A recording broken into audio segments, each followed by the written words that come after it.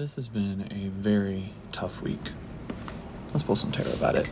For the week ahead tarot reading I posted this week, I said that a lot of cycles would be closing out, and that surely what it seems like has been happening, but it has not been a very enjoyable experience. Some of y'all ain't ready for this because I was not ready for this, so buckle in. The person who broke your heart ain't your damn soulmate.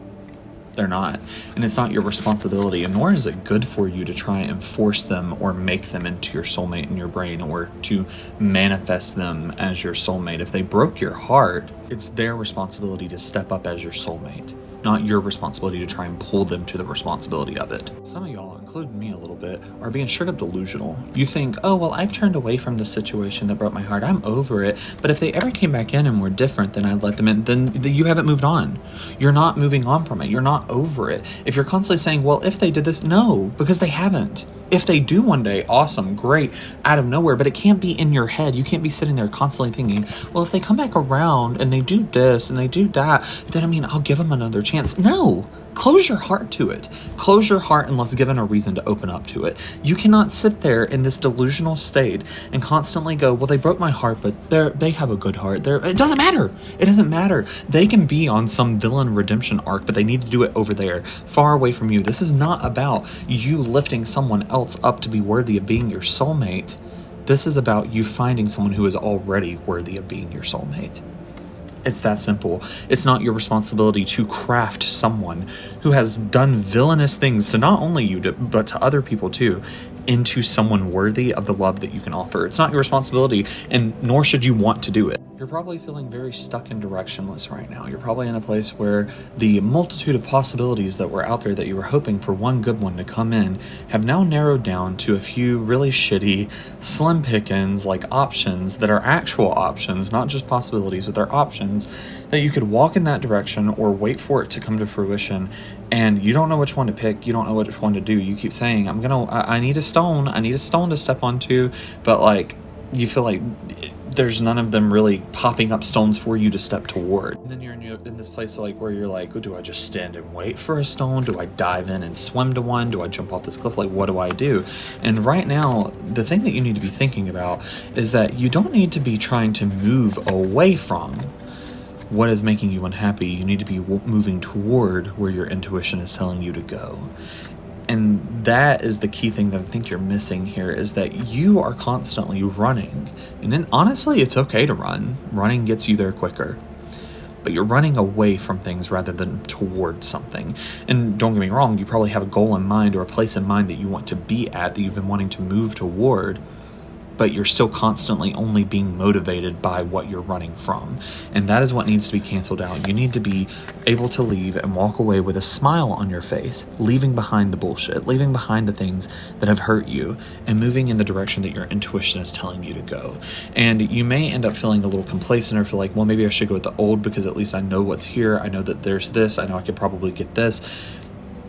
If your intuition's not telling you to do that, then stop. Do what your intuition is telling you to do.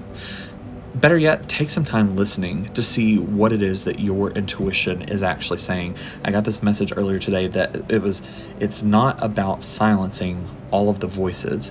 It's about knowing which one is your intuition and being able to listen to it above the rest. It is time for these cycles to come to an end. It's time for all this bullshit that you've been through to be over, but it can't fully be over because it's still on your mind. It's still in your head. It's still keeping you up at night and making it so that you can't receive full rest. It is still giving you nightmares. It's still waking you up in the middle of the night. It is still creeping up on you. It's still manifesting into your day-to-day life in just like the smallest things, like signs that you see, synchronicities, coincidences, deja vu.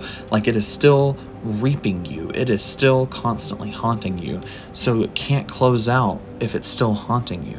When you get up and move away from the situation that you're in right now, or when you move into this next era, you have to be able to move fully out. You have to be able to leave everything behind that is now haunting you. You have to be in a place where you are no longer haunted.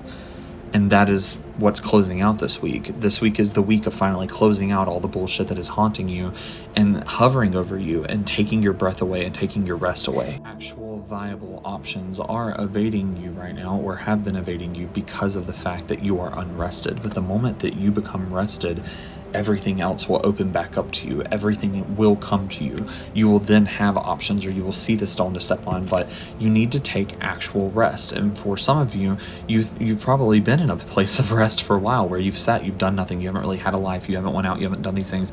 But that's not true rest if your mind is still running nonstop and you're constantly thinking, I can't wait to get to the next thing. I can't wait to get to the next thing. I can't wait until the next page. I can't wait until this. I can't wait until that.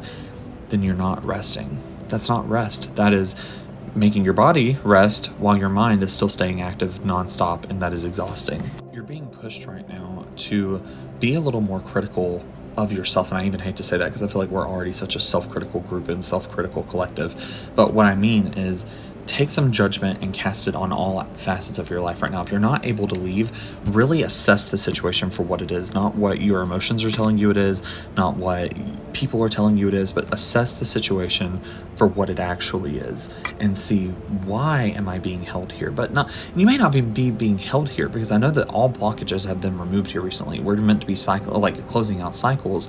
So instead, look at what is preventing this cycle from fully closing, or is this part of the cycle closing? Is this part of it? Is this tough time and this hard time part of the cycle fully coming closed so that I can move on? And really assess it and judge it and see what you can do to help it close out. Stop focusing so much on leaving and running away, and focus more on ending the cycle permanently and for good. That is all I have for you. If this message aligns with you, it will find you. And if it doesn't align, keep scrolling. It costs $0 to mind your own business. Have an awesome night.